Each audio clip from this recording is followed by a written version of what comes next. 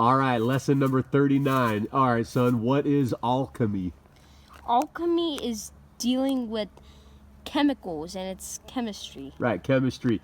And where does the word chemistry come from? Chemistry comes from Egypt. Which was called? Chem. Right, chem or chemet, which means black land. Mm-hmm. All right, so we're going to continue to read from the book called Balls of Fire, The Science of Life and Death. And so it's important to understand that the stories in the Bible and the Quran are allegorical, metaphorical parables which describe quantum chemical processes of transformation. You know what I'm saying? Mm-hmm. Right, so the stories we read about in Scripture are parables of alchemy. The biblical Scripture stories are not literal history. There's no such thing as a kind of resurrection of the dead that fundamentalist religious people believe in. Resurrection is real, but it's not what religious people think it is. You know, there's no such thing as a dead body or decomposed corpse coming back to life. The resurrection of the dead, the great flood, all these such stories are symbolic processes of alchemy. Right? Right.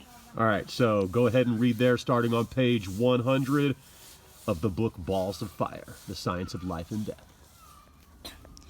What is interesting is that the lifestyle of the very abundant, helpful planetary virus Lambda model religious themes such as the dying, rising God, the cross, the virgin birth, the brother rivalry, the great flood, and so on, pointing to microbiology as the origin of the religious ideas. In addition, ancient religious signs such as the Star of David, the cross of swastika, the Ankh, and the Ouroboros match DNA and protein formations found in the genetic switch of phage lambda. In retrospect, although many Egyptologists dismiss the funerary corpus as confusion, it says unintelligible and primitive, the texts have scientific and evolutionary value, while explaining the natural laws of allowing transformation of human DNA. After all, our genes may be the reason for the idea of God that rises in our consciousness. Both Osiris of ancient Egypt and Jesus of Nazareth die and rise from the dead or reanimate like a virus.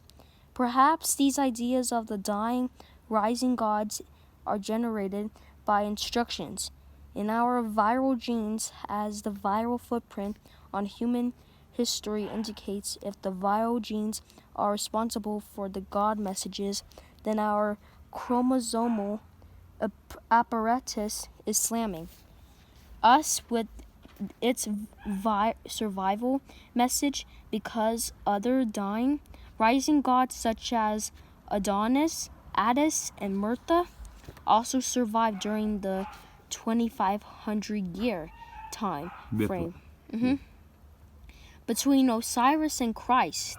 Perhaps the same messages surfaces everywhere in history because we all share the same essential chromosomal apparatus.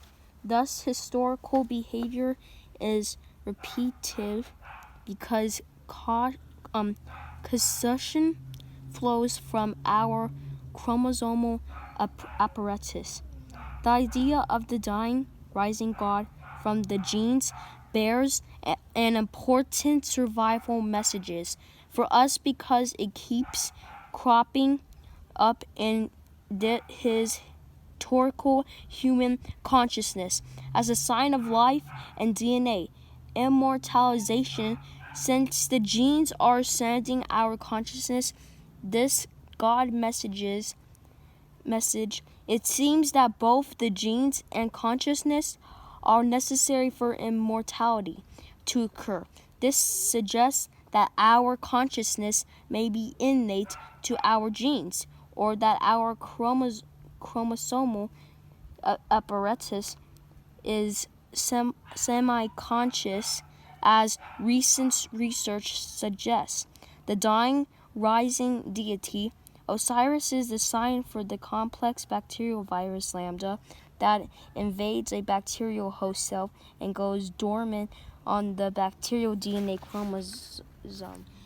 In the first book of our hieroglyphics, we have fully explained and reduced the allegory of Osiris to its true original, which is chemical. Not only are Dr. Michael Mayer's alchemical descriptions evidence for microbiological activities, but the isosthesis interpretation is also supported by Mayer's statement that ancient deities are simply signs for the chemical process. Alchemy descriptions show that case chemical process involve isolating and purifying a virus to effect transformation in a bacterium. What are exploring is the possibility of continuity of our quasi-conscious DNA via a virus, a natural mechanism in nature. Mechanism. This historical enigma of continuity of mind protected for the last 5,000 years by the cultural elite who deprived common individuals of this knowledge of life and death is the foundation rock of power, truth, and order that pervades our dynamic social network. But it is also the shadowy specter behind the inspiration for religion and mythology, Christianity, pagan gods. Dissecting disease and mental health, medicine, psychiatry, it says encouraging pleasure, gods, and it says art, music, sports, promoting forms of knowledge, philosophy, science, humanities, and inflicting pain, war, violence, racism, terrorism. Our potential for viral transformation arouses fear, for it is expressed by a base eroticism that also surfaces non-consciously as hysteria, madness, hysteria, madness, or bizarre sexuality. The guiding currents of biopower controlled the meeting of the shadowy specter by promoting obedience, submission, faith, ignorance, heterosexual reproduction, and materialism. Right, so when the Bible and Quran say that the dead will be resurrected on the day of judgment, it's not talking about what religious people think it is. So it's all describing symbolic, allegorical, alchemical processes. The day of judgment is the current time we're living in now. The day of judgment is when we enter the age of Aquarius. This is the day of judgment. We're in the day of judgment right now. Right? The resurrection of the dead is happening all around us as we speak. The resurrection is a mental awakening to higher level consciousness after being mentally dead. And hellfire is all around us as we speak. There's no such thing as the kind of hellfire that religious people believe in. We're not talking about the kind of fire you see on a stovetop or when you strike a match. You know, fire is combustible energy, which brings about change. Fire is the element of change. And the world's going through serious changes right now.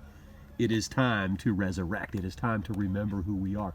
You know, we don't want to be mean or anything, but like, you know, we can't really take religious people too seriously. Like there is no future spooky day of judgment that hasn't happened yet. There's no one coming out of the sky to save us. You know what I'm saying? You are Christ. We're going to get into this in future lessons. All right, peace out, everybody. Thanks. Peace. We love you. Thanks for watching.